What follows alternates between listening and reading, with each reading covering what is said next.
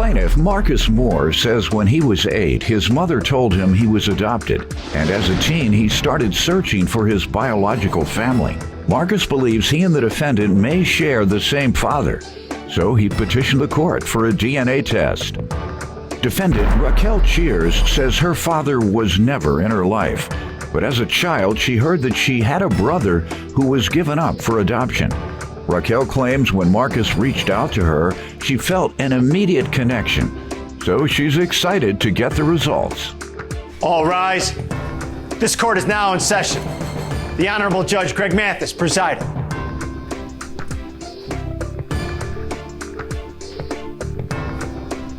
You may now be seated. All right, and the two of you are here for a DNA test to determine if you're siblings, correct? Yes, sir. Correct. All right, so let me start with you. Well, Judge, I found out that I was adopted when I was 8. I was adopted at 6 months. My mom came to me, sat me down. She let me know I was adopted. She raised me to be loving with my parents. She says, I don't know the situation. I don't know what happened, but, be thankful that you're still here. So she raised me being loving toward them. I had questions. Why was I adopted? She didn't know the answers. She said, when you get older, maybe you can find that out. So when I got about 16, 17, I tried to, ask my mom about the history again. And I went to her, asked her where I was adopted. She told me the agency I was adopted. I called the agency. When I called the agency, they said, well, Mr. Moore, for $300, we can tell you your genealogy records, or we can tell you this. And I was like, y'all trying to get, money from me to get my own information? But they was like, yeah, and for $600, we can give you this. And so I said, okay, wow. She got my number. She called me back on a private number. She said, do you know they're getting ready to do something in a year or 2 years that if you was adopted, you can go back and request your original birth certificate? I said, I didn't know that. She said, I'll keep you posted. Good. So when the time came, I put in the request. About a month later, I got something through the mail, and it had my mom's name on it. Not your adopted mom, your birth mom. My birth mom. It had my original name.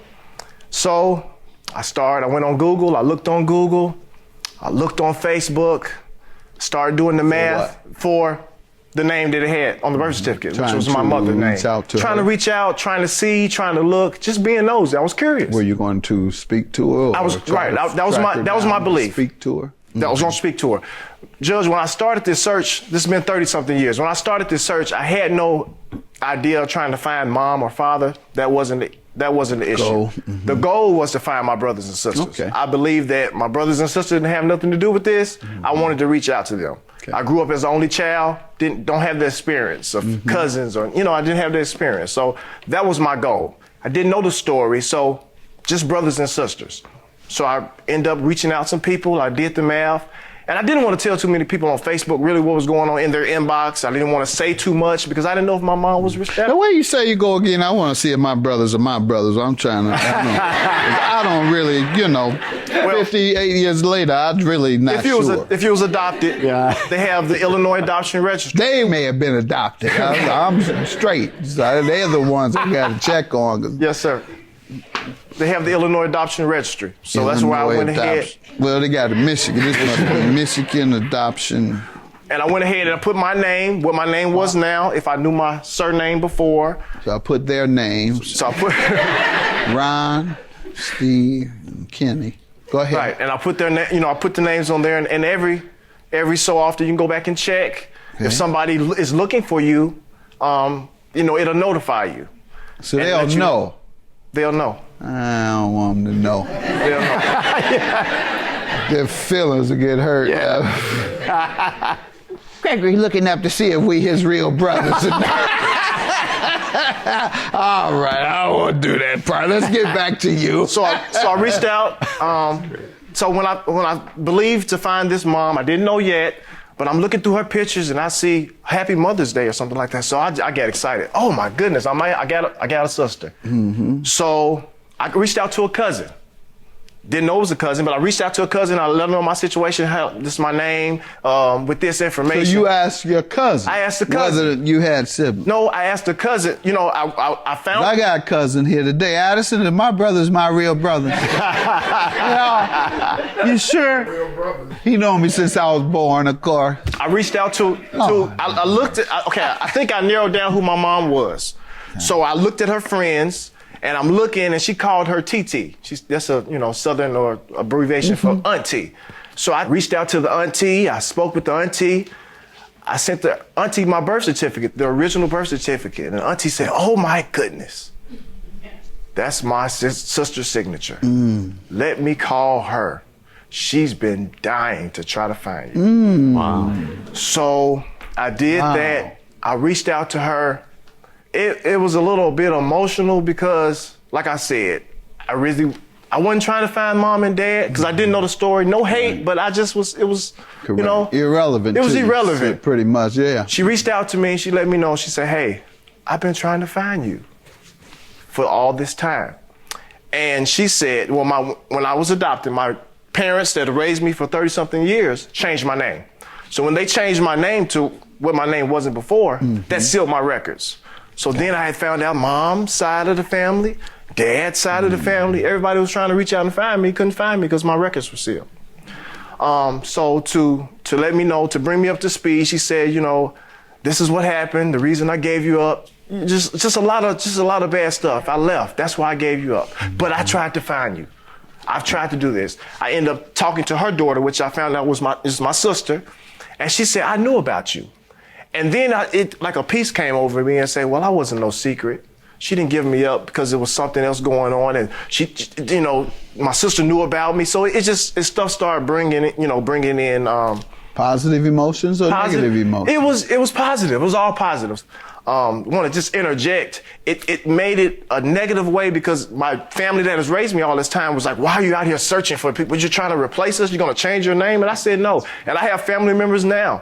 The family that raised me don't even speak with me because I reached out to try to find. Not your family members that were in your household. Not in my household, but just cousins, aunties. They just felt like it was a slap in the face that I tried to reach out. They're always looking for some mess. Well, but it was a little hurting that I said I was just trying to find. I'm not trying to just erase you guys. Why don't you give me some background?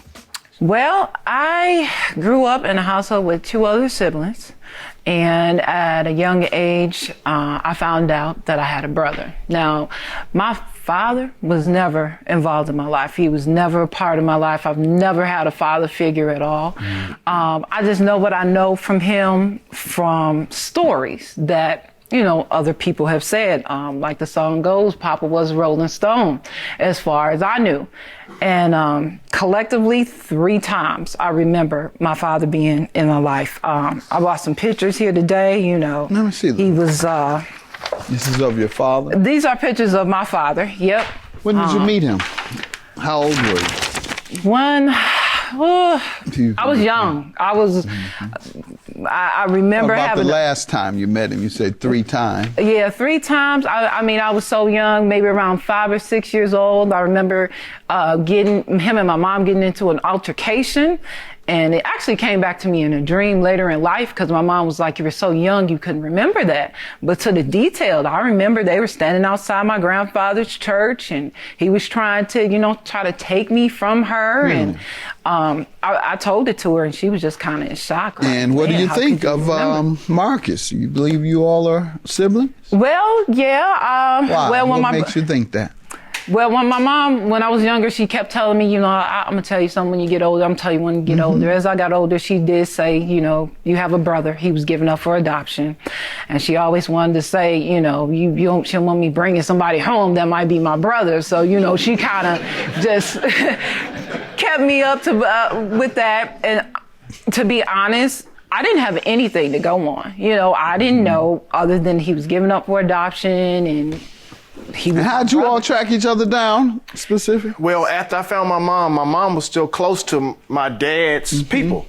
So when the story broke that after 30-something years, Marcus just found his mom, they was friends. So they synced it through the Facebook traffic. Okay. And I, when I found my mom's side, then I had my dad's side just start reaching out. Hey, I'm your auntie. I'm your auntie. I'm your cousin. I'm your this. I'm your that. And I'm like, And she did. And she was and she said, hey, I'm your sister. All and right. so What happened? Tell me what happened. Well, it was This is another one. He inboxed me because I'm not all too friendly on Facebook. I don't do all that extra. And I got a phone call that said, your brother's looking for you. And like I said, I grew up with a brother, so I was like, my brother, what do he want?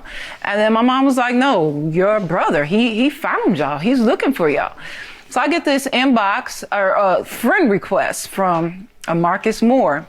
And of course, the first thing you do on Facebook is look at all the pictures. So I'm looking at the pictures, and he's in pictures with multiple people. I'm like, which one is he? Who is it? And finally, his other sibling gave him my phone number. And then he called me, and then we start talking, and we just were talking like we knew each other forever. And so when I finally met him, there's some more pictures of us. I was like, man, he looks like me without a wig. That could be my brother. So I then started, being receptive to This it. is you? Yeah, that's me. Okay. I switch it up every now and again. But he would come out, those are pictures of us. We've been to weddings, we've been to, and I give him the brother treatment. Good. I will. And how long has it been? 2015. Since you all have been Met. interacting? 3 years. 3 years. All right. Now it's time to see it on paper. Let's see. There's a feeling that brothers and sisters have, blood brothers, blood sisters have, that kind of give you that chemical connection or spiritual connection, however you want to look at it. And you all had that connection because you all are siblings. All right. Good luck to you. Good luck to you. Thank you, guys. Thank you.